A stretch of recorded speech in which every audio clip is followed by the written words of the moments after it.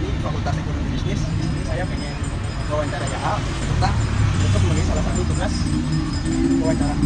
Nah, jadi usaha yang dilakuin gini merupakan usaha yang menganut sistem JOCS atau Job Order Costing atau proses costing. Dimana kalau misalnya JOCS itu merupakan sebuah sistem seperti PO, dimana kita harus memesan dulu, baru nanti produknya akan tersampaikan. Kemudian ada proses costing itu merupakan sistemnya secara langsung. Kita pesan langsung dan barang akan ada langsung juga. Proses costing sih. Iya. Kalau misalnya bahan baku yang dipakai untuk pembuatan batagor ini apa aja kira-kira? Lebih ke aci sih. Aci ya? Iya, lebih aci. Kira-kira harganya berapa ya? Soalnya buat di perhitungan nanti di Kalau saya jualnya 10.000 satu porsinya. satu porsinya. Iya, satu porsinya 10.000. Kalau untuk bahan bakunya gimana? Kalau misalkan bahan bakunya mungkin ada Kalau untuk adonannya Iya. kita lebihnya banyak ke aci sama terigunya. Iya. Sama terigu. Kira- Kira pakai pangsit sama tahu.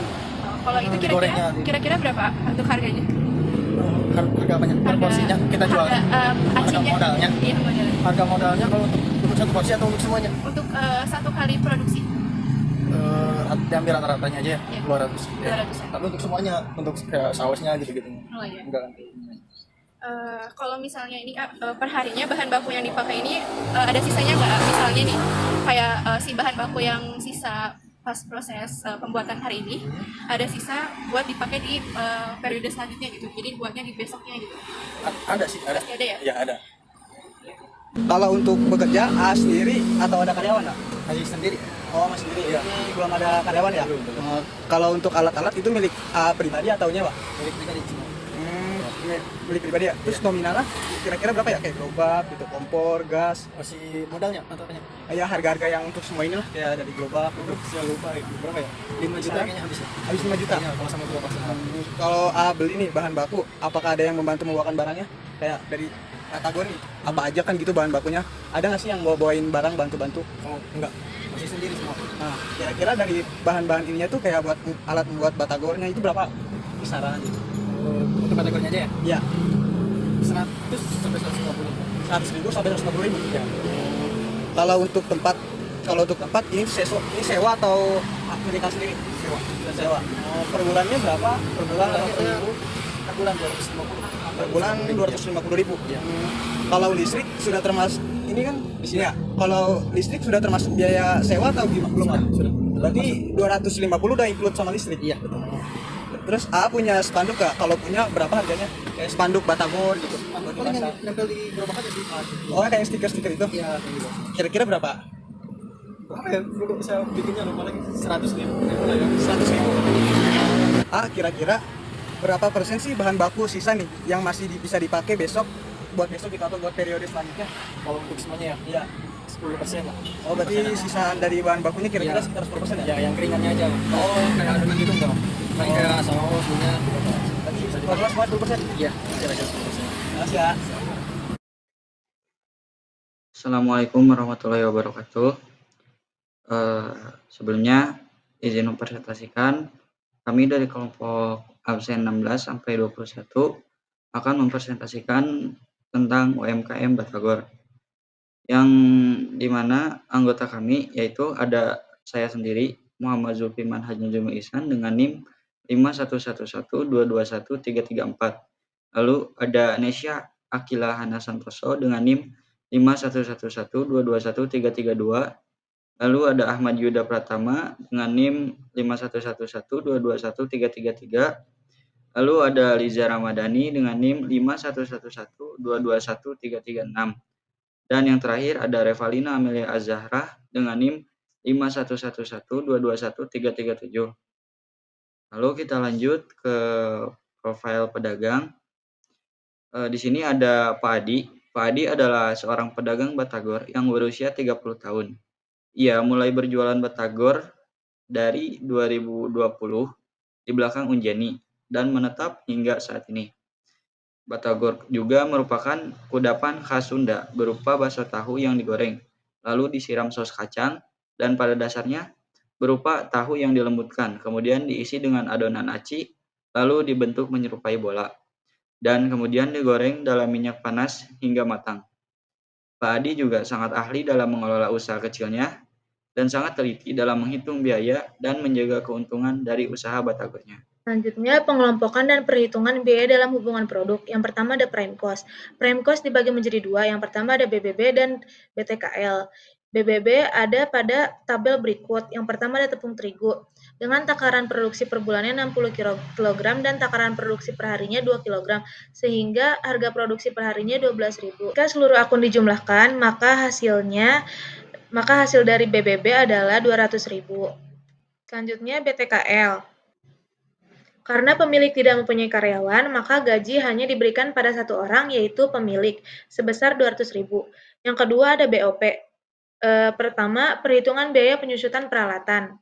Yang pertama ada gerobak dengan harga 700.000, penyusutan per bulannya 19.444 dan penyusutan per harinya 648 perak.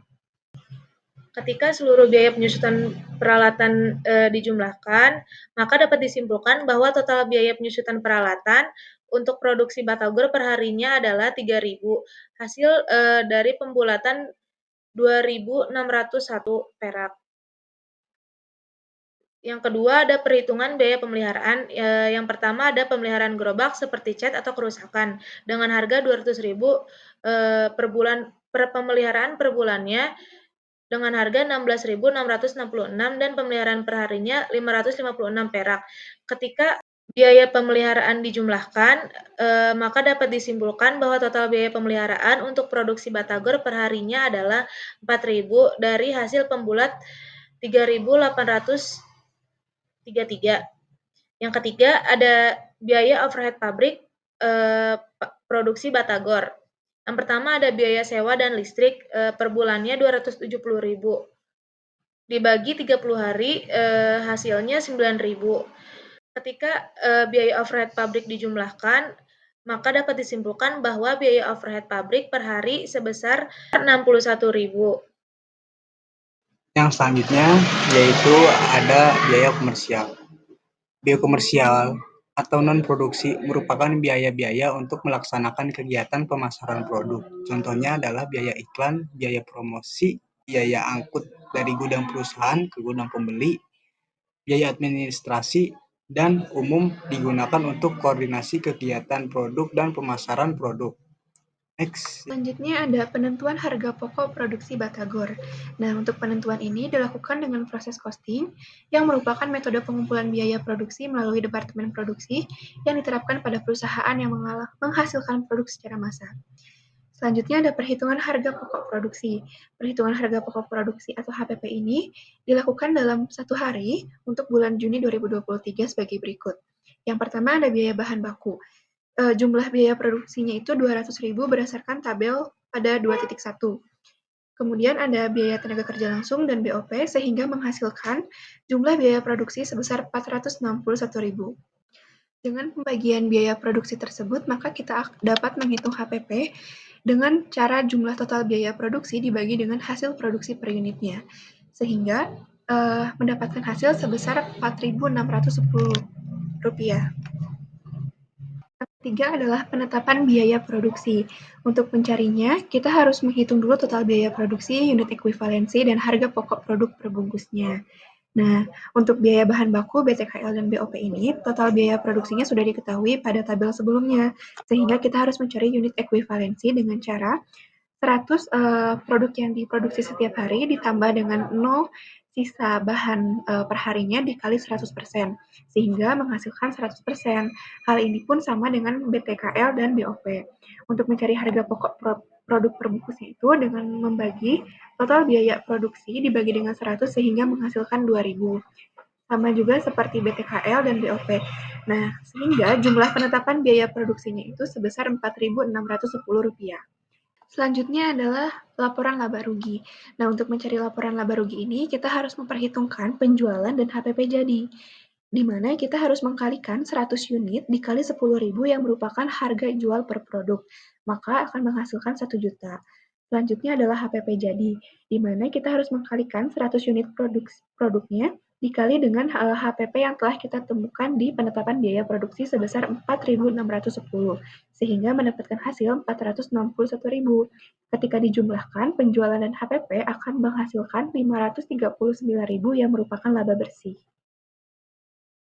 Ada kesimpulan dan saran.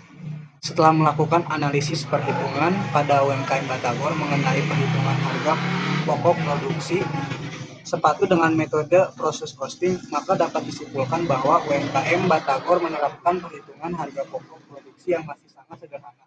Elemen biaya yang dihitung dengan menggunakan metode proses costing meliputi biaya bahan baku langsung (BBB), biaya tenaga kerja langsung (BTKL), dan biaya overhead pabrik (BOP). Perhitungan harga produk per porsi berdasarkan UMKM Batagor adalah Rp4.610.000 dengan penjualan sebanyak 100 porsi setiap hari dan perhitungan laba bersih yang diperoleh sebesar Rp539.000.